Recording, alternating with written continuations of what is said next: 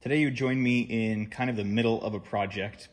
I originally wasn't going to film this, and then after seeing a lack of material on YouTube about this engine with this chassis, which is the BMW N52 and the E86 chassis, I then decided to make a video on this just to help anyone else out. Disclaimer, obviously I'm not a certified technician. I'm just doing this for fun like the rest of you. So this is for reference only. This is not a textbook procedure. That said, you can probably learn from some of my mistakes or something like that. So this video will really consist of 3 different parts. The first one, I'm going to look at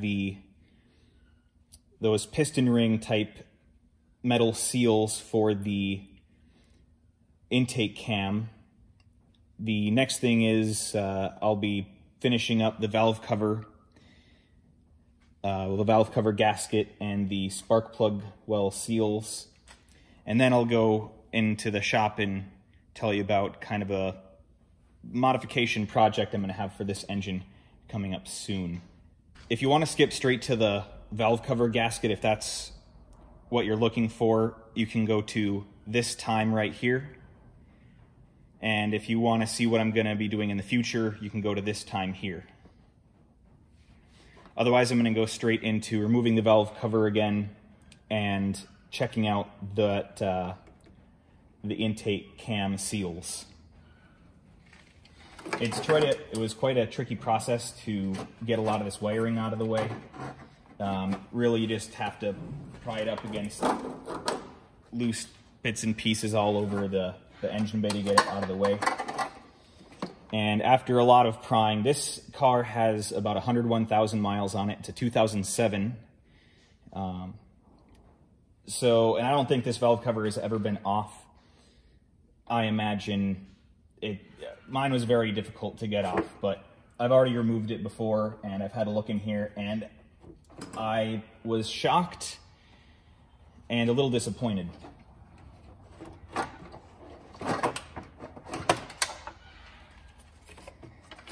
So first you can take a look inside of here, and it is absolutely spotless in there. It looks like a brand new valve cover. There is not one drop of gunk or grime on this valve cover. It is, for all that I can see, perfect. So I'll set that aside for now. So now that the valve cover is removed, you really want to treat this like a clean room. You don't want to be dropping anything or getting any grit or sand or dirt or debris in this whole timing system. That would be really, really bad. So to reiterate what I was saying before, the beautiful thing, or the thing that I was really surprised about, is how clean this engine bay is. Pardon me, not the engine bay, the timing system. I'll give you a close-up here. The only sign of remote, or the only remote sign of the varnishing is on the top of these fasteners here. If it'll focus. And then a little bit right here. Otherwise, this looks brand new. The disappointing thing to me was looking at the intake cam faces. They all look a little bit scored up. I'll actually insert some better still photos right now. And you can see, as you go further back in the engine, the scoring gets a little bit worse. So since I've had this car, I got the car when it had about 68,000 miles on it, I have always been doing the oil changes every 3,000 to 5,000 miles, usually on the shorter end of that interval. And I've used Castrol Edge 0W40. The regular stuff, not the high mileage stuff. and I think it's been doing really well. I've inspected every oil filter I've ever taken out of this thing, and I've never found one metal chip.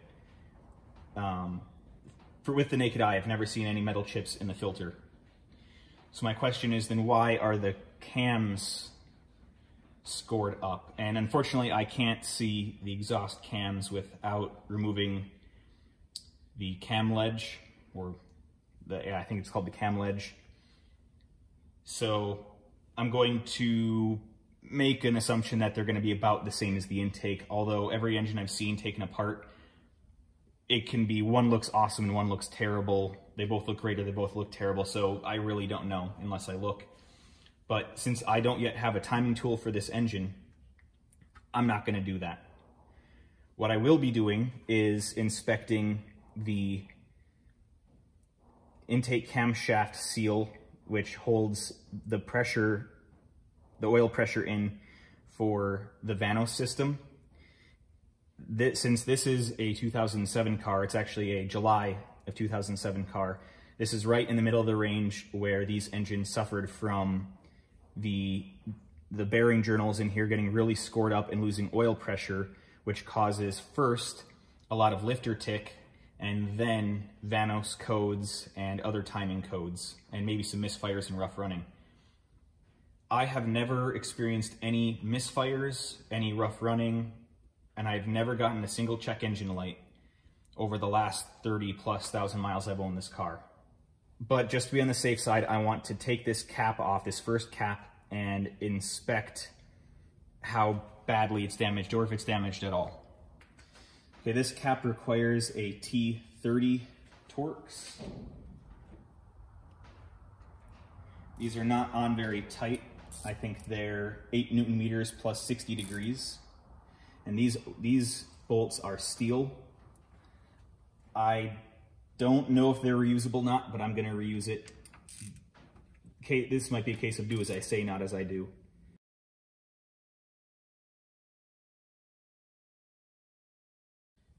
That's not looking so great.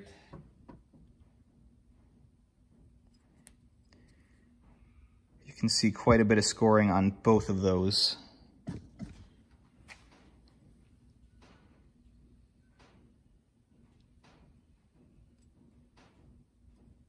You know, I can't quite feel it.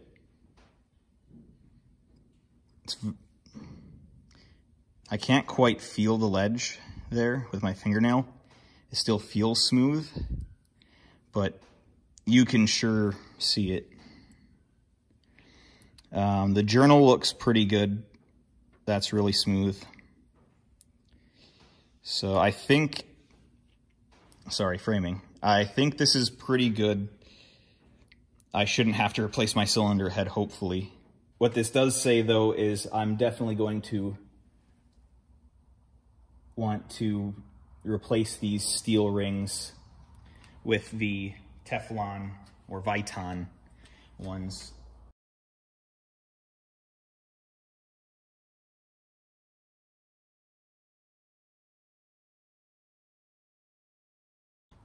The torque spec on these, again, is 8 Newton meters plus 60 degrees.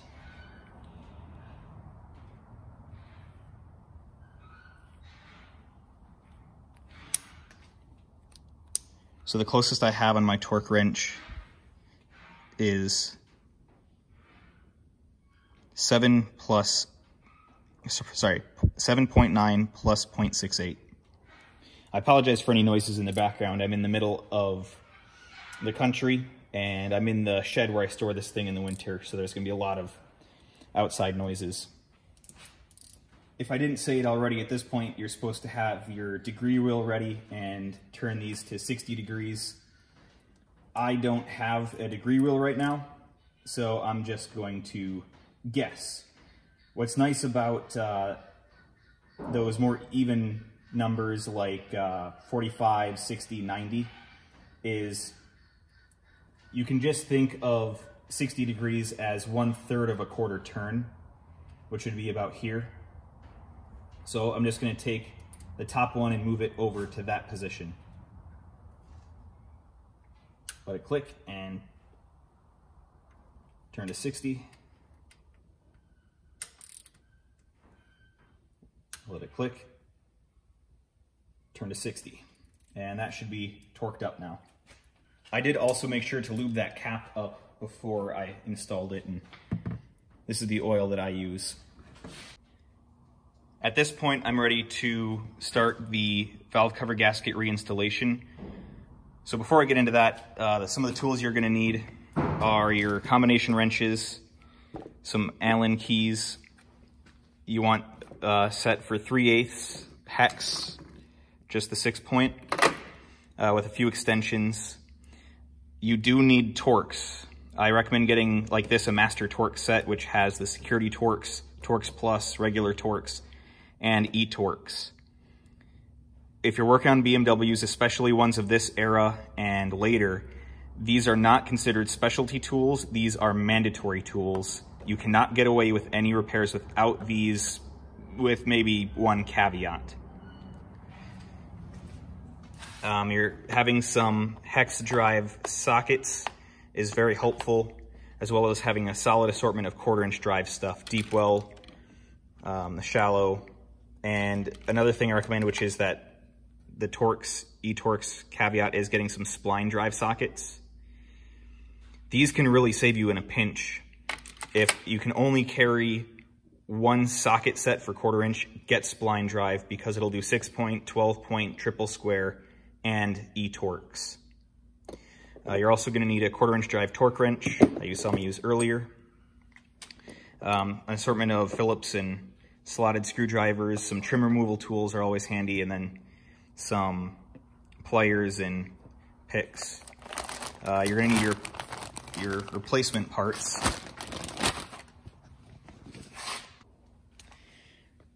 For my replacement parts, I went with Victor Reinz.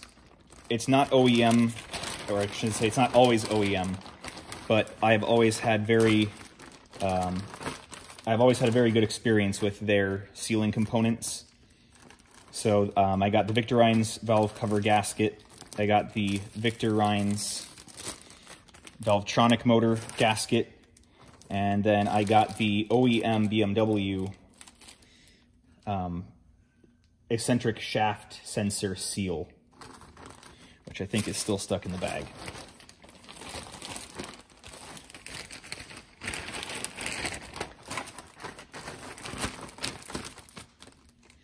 All in, this will cost you somewhere in the ballpark of $40. Sometimes you don't necessarily need the eccentric shaft seal and the Valvetronic motor seal. However, if you're already going to do this job, these are not that expensive. This is like $13. This is $8, $9, $10, somewhere in there. And the reason why I'm doing this job is because in the beginning of this year, around February, I did an inspection of this midwinter and found that I found some oil in the spark plug well of cylinder number 4, which meant that one of these spark plug well seals had failed. And with the car being 13 years old, I think that kind of makes sense. I wasn't experiencing any other oil leaks, which is really nice. So I was able to get this done before it caused more mess in my engine bay. So what you're going to need to remove to get the valve cover off is the strut tower bar that runs in the passenger side of the vehicle, or the driver's side if you're in one of those places. You're going to have to remove the eccentric sensor. You're going to have to remove all of the ignition coil plugs and the ignition coil harness. At the bottom of this harness, these two wires will go down to the AC compressor, and then there will be a couple of wires. These two small ones are for the cam angle sensors, and this one is for one of the Vanos units. You can see the cam angle sensor right there for the intake and right there for the exhaust. I highly doubt you're just going to be able to unplug this from the sensor. I had to remove the sensor, which uses an E10, if I remember correctly. And then once you have that whole thing out, then you can take this piece off and reinstall the cam sensor. Be prepared, there will be a little bit of oil that leaks out, but it's not significant unless you've run your engine recently. Another thing you'll have to consider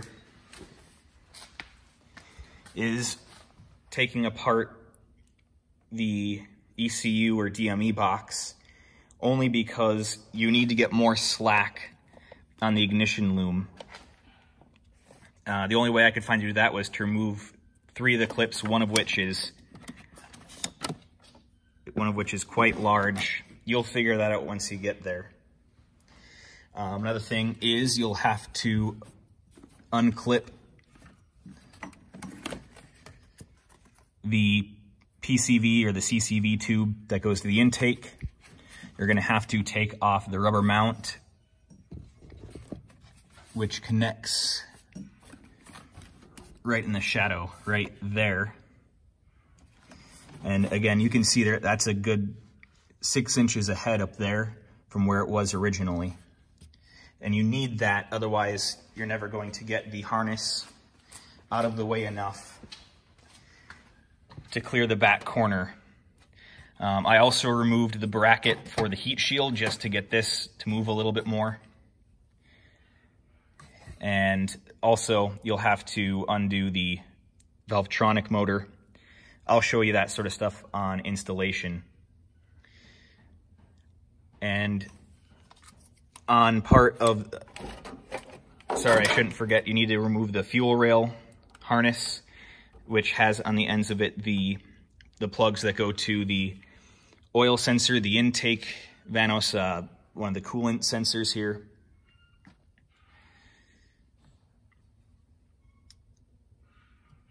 And I think that's pretty much it. It really isn't that complex of a job. Just take it step by step, piece by piece. Do your best not to forget where things came from. If you're doing this all in one sitting, it's going to be a lot easier. I took this apart about a week and a half ago.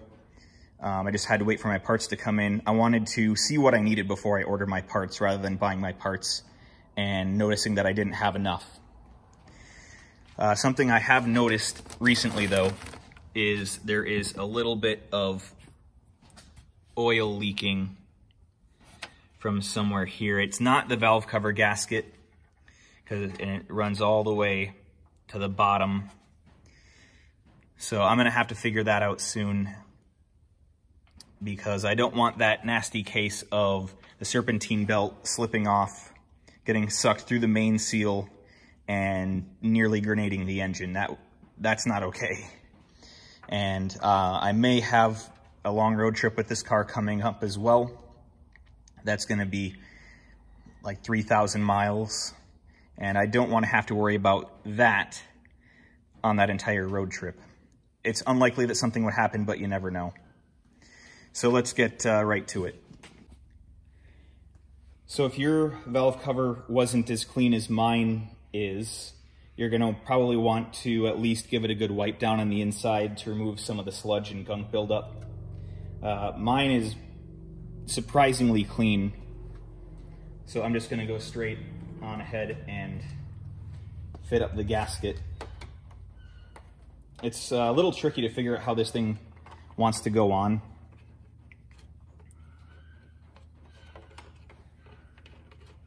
Because it comes in the package all smashed up, none of the lines really match, or none of the bends in the gasket really match the bends you're gonna actually experience.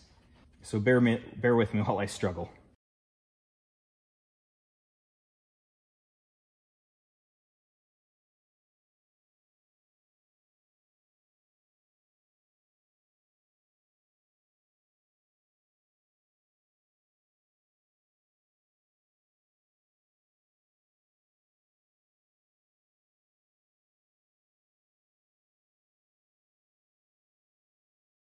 So you just saw me struggle with that for about 3 minutes.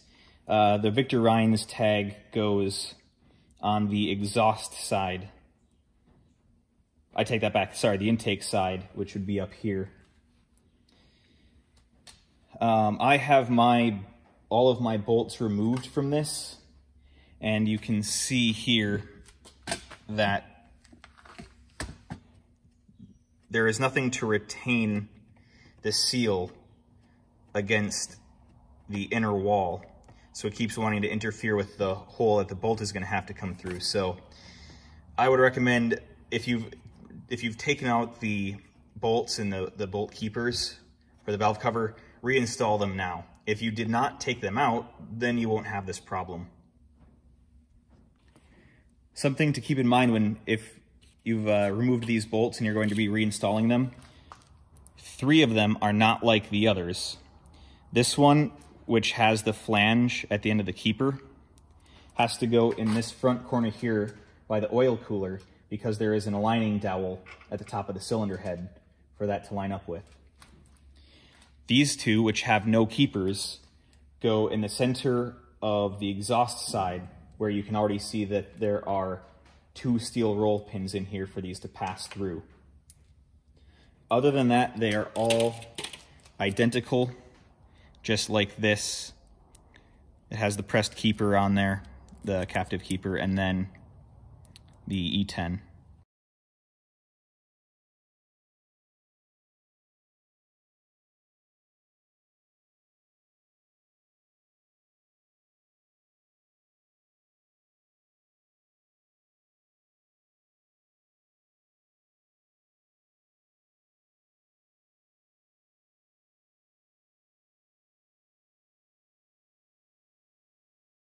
One more difference that I didn't notice before is that one of these is actually an oval, and that goes in this far corner, the far exhaust corner.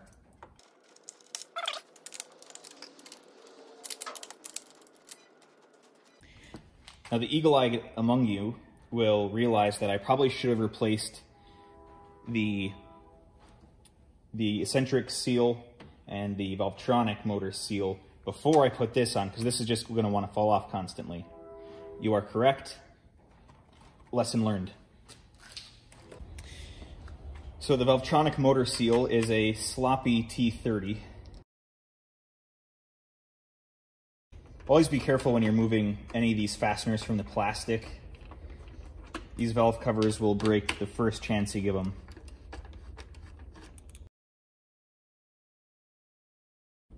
It feels like there's something holding it on, but I know there isn't. Yep, really stuck. That really isn't too bad. However, you can see they are a bit torn up. Focus. There we go. You can see they're a little torn up from all the years of abuse and probably me taking it out, which is another good reason to replace it.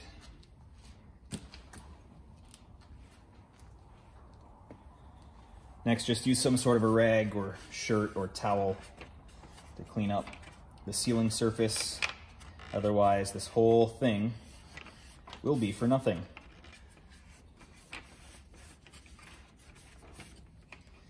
As you can see, my valve cover is no cleaner than anybody else's on the outside. Possibly dirtier. So for installation, I saw that the old one had this black piece sitting up.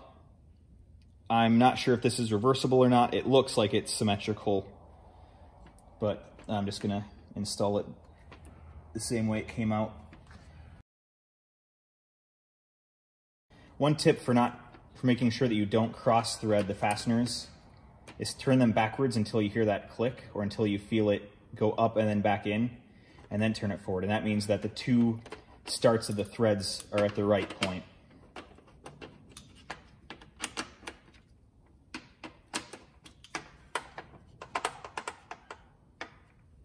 There's a little bit of adjustability in here, so I'm not going to torque these down until I get the motor ready to go in to make sure that it's going to sit in here correct as well. For the eccentric shaft sensor seal, it's installed by pressing it down this way. You can see how it matches up with that one. So with enough force, it should just be able to pop right out.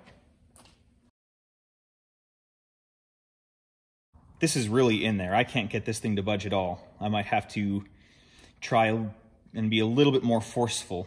I'll do that off camera. Well, that was a lot harder than I expected. I even had to pretty much destroy this thing. There is actually a difference between this part, the original part to the car, and the original, well, the replacement original BMW part. This one has more ribbing on it. This one only really has one significant one, one prominent rib, and it actually goes up and under this part of the valve cover here and really locked it on. And because this thing is old and hard, I really had to chip away at it for a while, but eventually I got it and I didn't even damage or mar the valve cover. Let's see if this one slides in as, well, easier than that one came out. I imagine this probably has a multi-hundred or $1,000 tool from BMW to install, but looks like 2 thumbs will do it. I will grease that up before I put it on. So that's on nicely.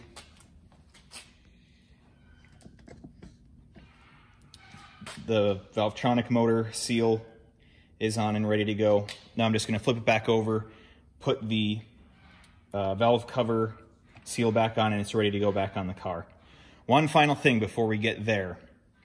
Make sure that you clean up the mating surfaces on the cylinder head. Go around, make sure that everything is perfectly clean with some alcohol or whatever you've got sitting around. Make sure there's no dust or grit anywhere. If you had to use some sort of pry tool to get your valve cover off like I did, I had a few small high spots here that I just went in with a very small piece of 1200 grit sandpaper and very carefully just went right up to the edge where I had that high spot. Just went back and forth very, very slowly, very carefully, so that I wouldn't get any of this abrasive grit or any of the metal chips into the cylinder head area, because you do not want anything abrasive like sand or dirt getting in here. I don't even like having this thing sitting open for a long period of time.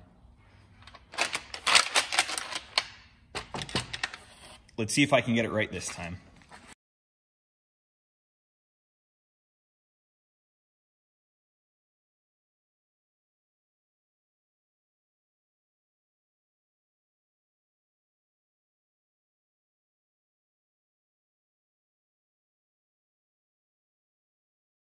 These are required to go in a certain direction. As you can see, that's not a circle. So you'll find a flat spot here on the side that has the oil filler cap down in it. Just make sure you line it up, you know, square peg, square hole.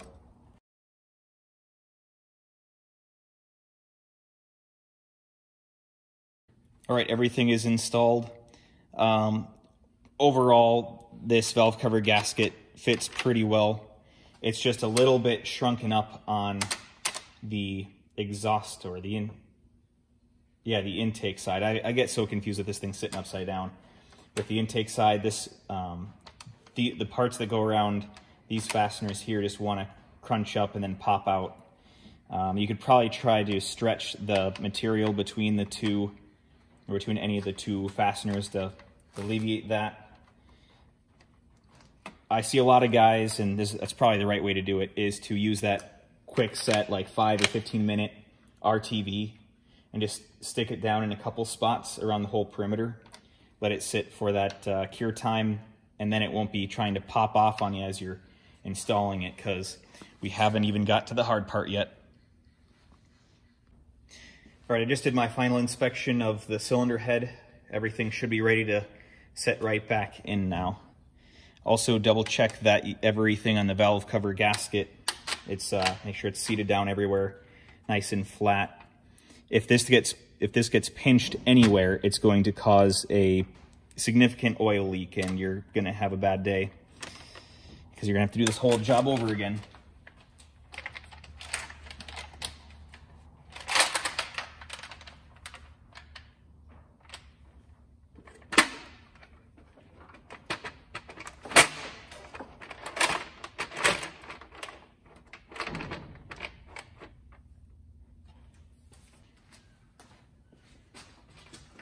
Don't forget to grease the eccentric cam seal. Sorry, the eccentric shaft seal. It doesn't need a lot, just enough to slide around without tearing itself up.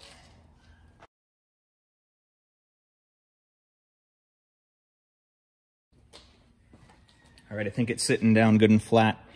You can see these things are not the flattest in the world. You can see it rocking there, so which means that these two corners are low, these two corners are high. It's gonna rock that way.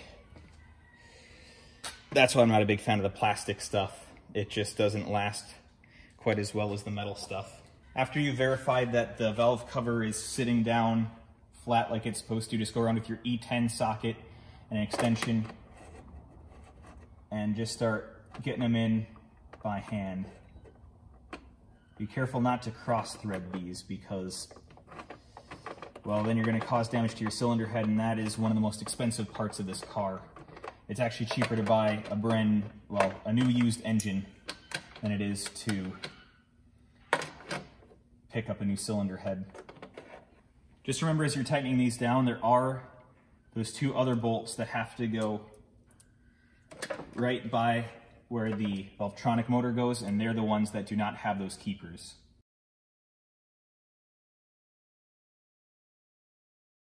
And don't forget to put the center section bolts for the valve cover. These are not E10, these are 10 millimeter. Use a deep well socket because you'll have to be able to reach around the 8 millimeter that's higher for the grounding.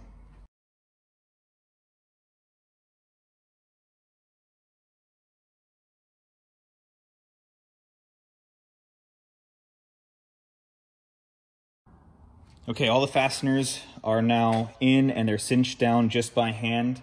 I'm going to tighten them up further by hand from the inside, working outwards and making sure that I don't see any high spots or pinches in the valve cover gasket. All right, now the initial phase of torquing is complete. It was just as, for the E10s, as tight as I could get it with just the extension, and then about half as tight as I could get those 10 millimeters on the inside with the nut driver. At this point, it's probably going to be easiest to replace the injector and ignition harness looms, at least set them back down roughly where they go. You should still have plenty of room to work around them at this point.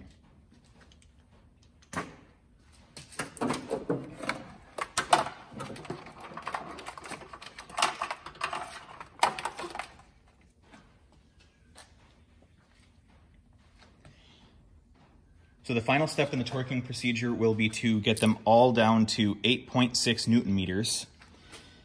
The nice thing is they printed it right on top of the valve cover, 8.6 Newton meters, plus or minus 0.6 Newton meters. I wish they did that for everything. It would make things a lot easier. So I'm just going to calibrate set my torque wrench back to that same setting I had earlier.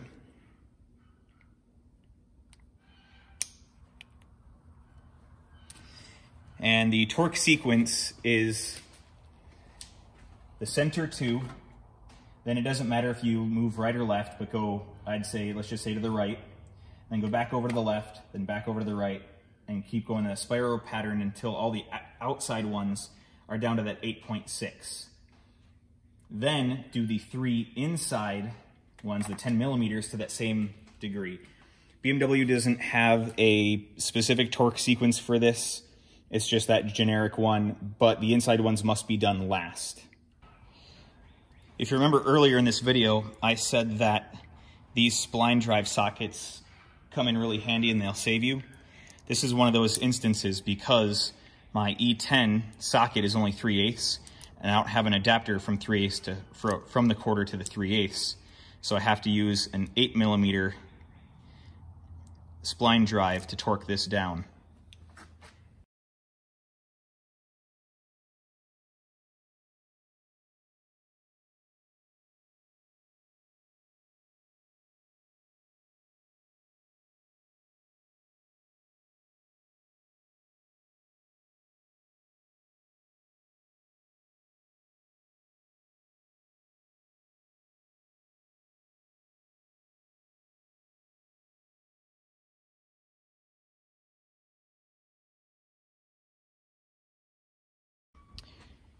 So the next step is to start reinstalling the electrical system, reinstall the strut tower brace, get that PCV hooked back up, get the DME box tightened up and sealed.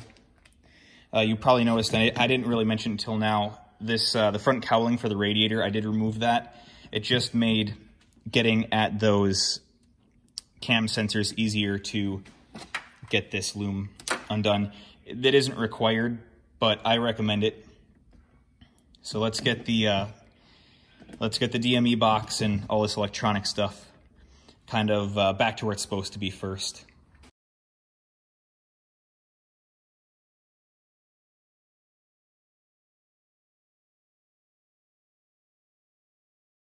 The nice part about the wiring on BMWs is everything, and well, I should say BMWs and most cars in general, the wiring all just kind of falls right back into place.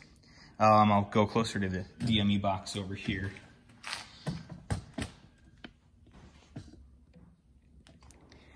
It looks like a total rat's nest, and it kind of is, but the connectors can only go in one place. Just make sure you have them seated fully. Otherwise, you're going to run into a lot of electrical problems, and your computer may require reprogramming.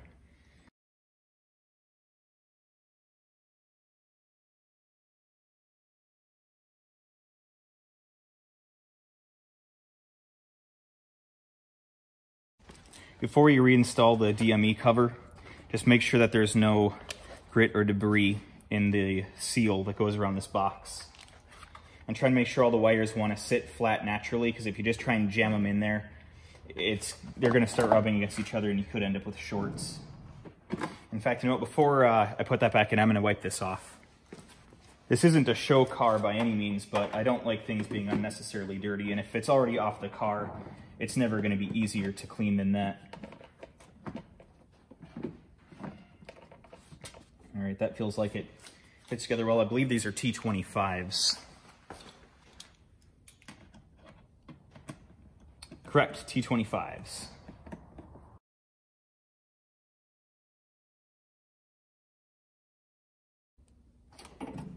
You'll feel them bottom out. These don't need to be super tight, otherwise you could crush that seal and cause a leak. I did grab a T27 just in case I was wrong.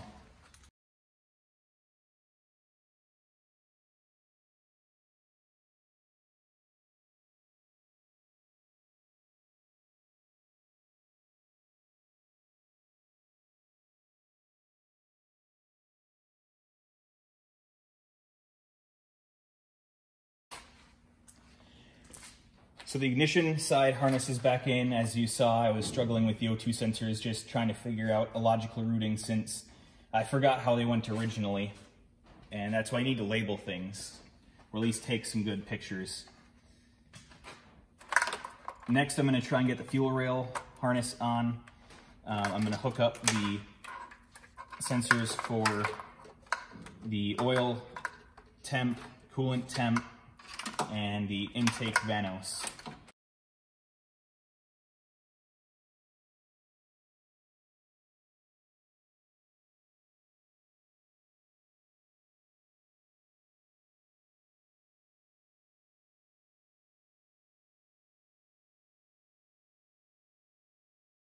All right, next you want to do the other vanos and then the two cam sensors. The long one is for the intake, the short one is for the exhaust. There's only one place that these lines can go.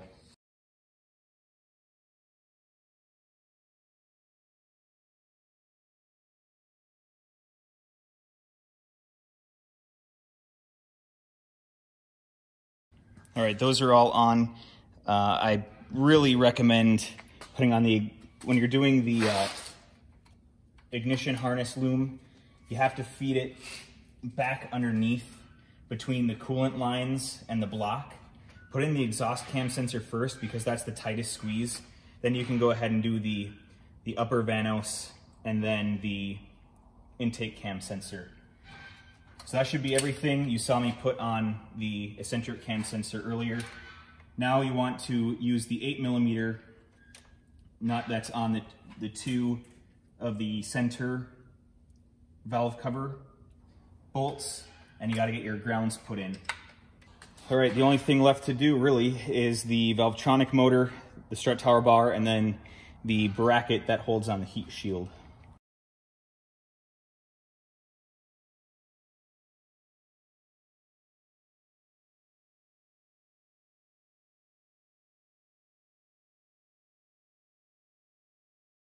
All right, you need an 8mm for the heat shield. Those don't need to be tight at all. And then it's a 16mm. It's a 16mm for the strut tower.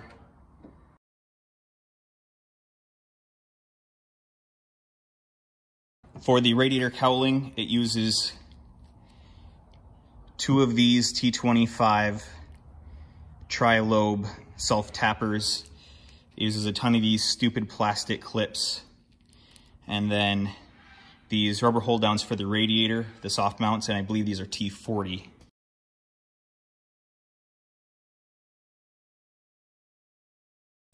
Right, that is correct. These are T40, but I was incorrect. These are T27.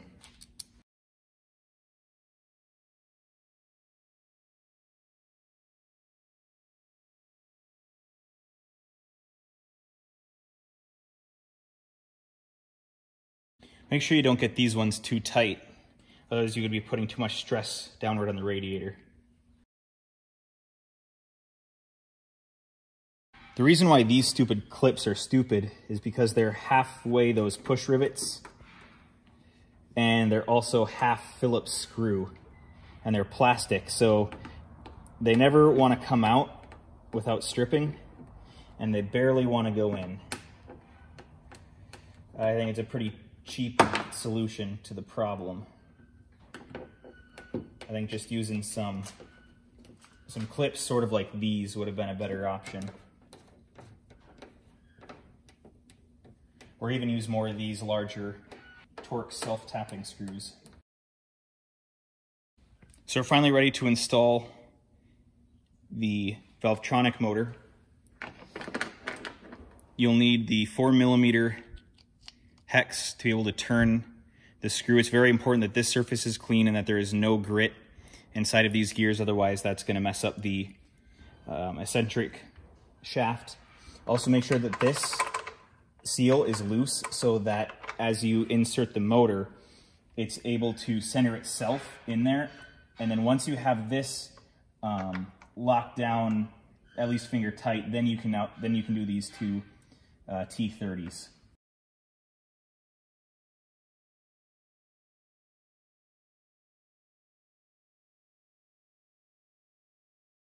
You'll need your 2 E8s, which mount the motor to the Valvetronic tower.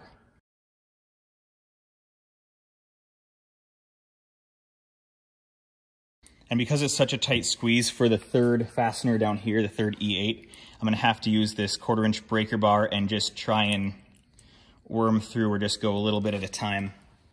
And tighten all 3 of those to 8.6 Newton meters. Correction, 8 Newton meters. On my torque wrench, it would be 7.9 plus 0.11.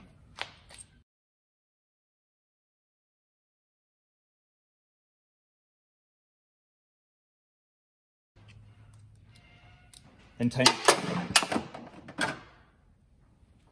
I just dropped my T30 way down where it's never going to be found again. I'll be right back. Thankfully, I was able to find it. I just had to remove the washer bottle here, and it was pretty much right underneath it, about that far from falling further down, so I got really lucky. Let's get back to what we were talking about. The outer Valvetronic seals now need to be tightened down and torqued. Again, I'm going to go with 8 Newton meters. Seems to be that everything, all these small fasteners on this car are 8 Newton meters. All right, that is now back in place. I can replace this harness that I had to move to get it that bottom fastener, and then put the engine cover on and we should be ready to start it up.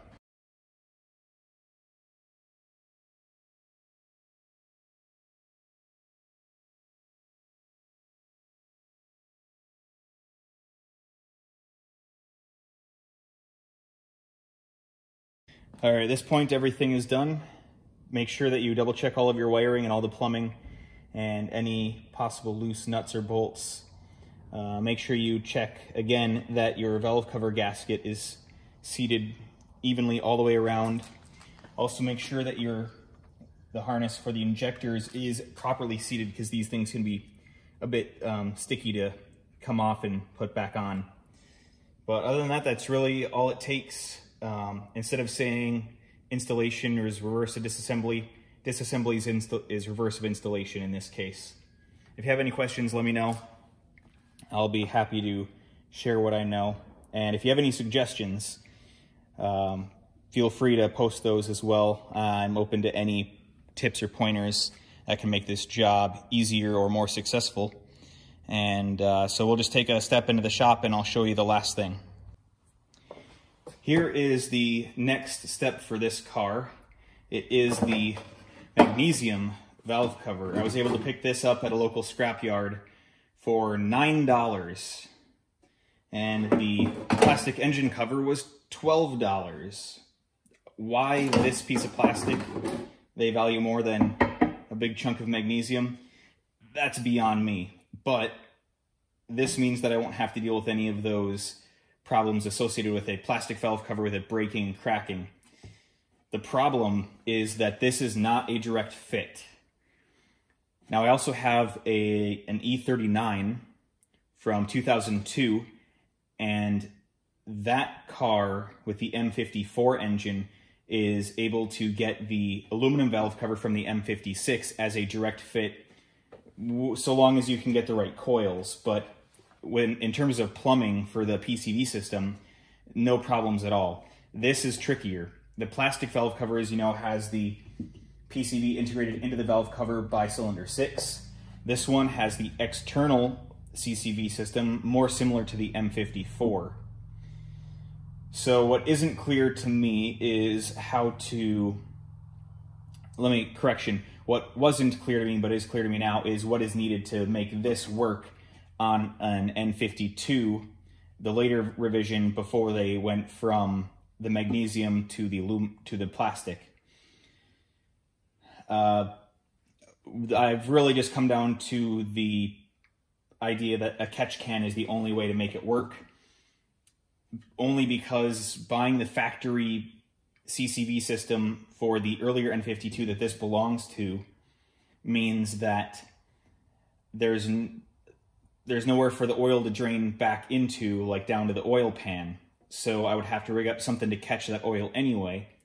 But if I'm going through all that work, why not just save a bunch of money and get a catch can and have a theoretically better system, or at least a more robust system in terms of longevity, because it'll be made of high quality rubber and aluminum and not a bunch of crappy plastic that's just going to break. I have not found any documentation online, whether it be YouTube, forums, websites, doesn't matter. I haven't found anybody who's done this like people have with the M54 and M56. This comes down to what I think is the 3 or so reasons why I haven't seen this anywhere. 1, nobody's done it. 2, people have done it but never posted or documented it. Or 3, they've done it and posted and documented it, but I can't find it. I fear that nobody has done it because it doesn't work, not that nobody has done it because they haven't documented it. People document the stupidest stuff and the most amazing stuff. This, to me, seems like one of those things that people would rather just buy the plastic one because it works really well while it lasts and not deal with going backwards to this. However, I do prefer the aluminum, or in this case magnesium valve cover, to the plastic one. And I actually think this is lighter than the plastic one, or at least it feels like it's lighter.